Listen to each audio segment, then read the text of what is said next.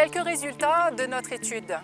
Cette étude, avec les 300 agriculteurs, nous a permis de voir que les agriculteurs sont quand même, de manière générale, assez âgés.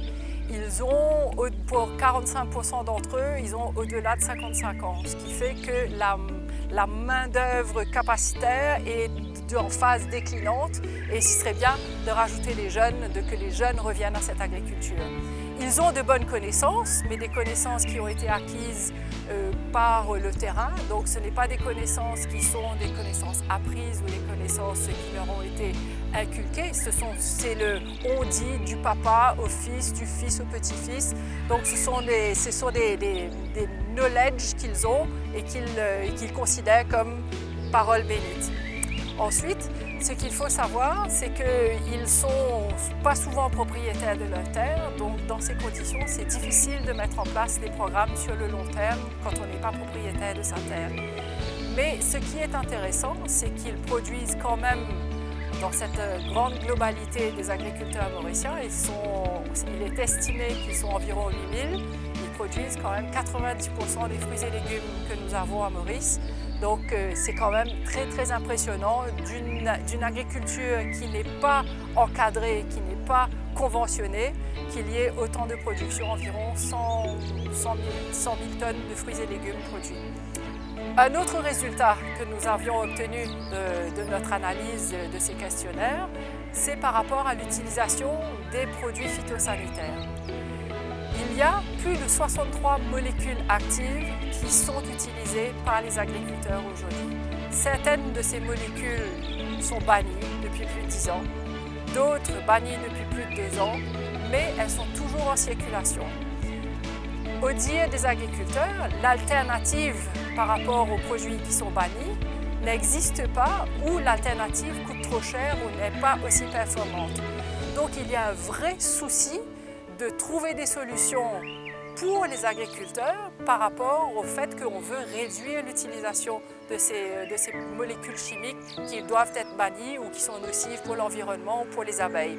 Donc il est important qu'un travail de fond soit effectué avant qu'une décision d'un bureau de Port-Louis dise « ce produit est banni et qu'on ne pourra plus l'utiliser ». Le résultat, la difficulté sur le terrain vient donc du fait qu'il y a des manques de solutions qui sont proposées à ces agriculteurs quand il y a des diminutions de certains produits. Le programme Smart Agriculture veut à ce moment-là être un outil pour que les agriculteurs aient des solutions et des possibilités différentes pour pallier à ce manque qui existe sur les produits chimiques. Un autre résultat que nous avons réussi à avoir avec notre enquête, c'est la perception de ces agriculteurs face à ces produits chimiques.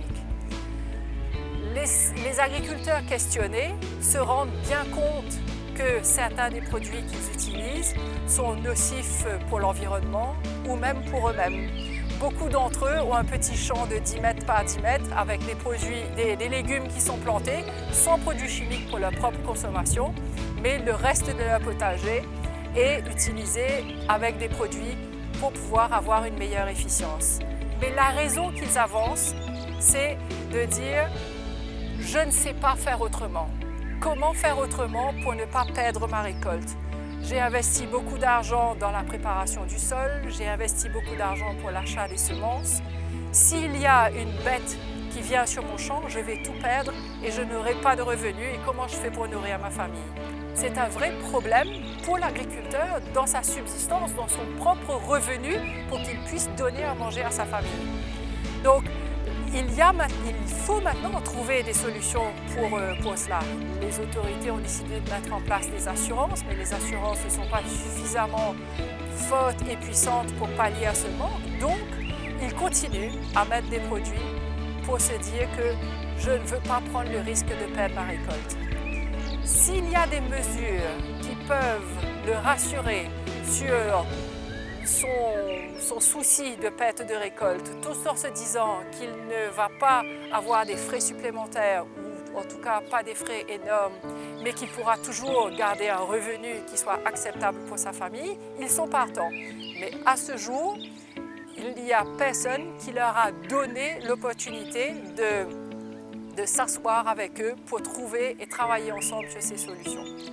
Donc le programme Smart Agriculture veut venir avec chacun de manière individuelle, leur apporter des solutions qui soient adaptées à chacun des problèmes qui puissent exister. Il n'y a pas one size fits all.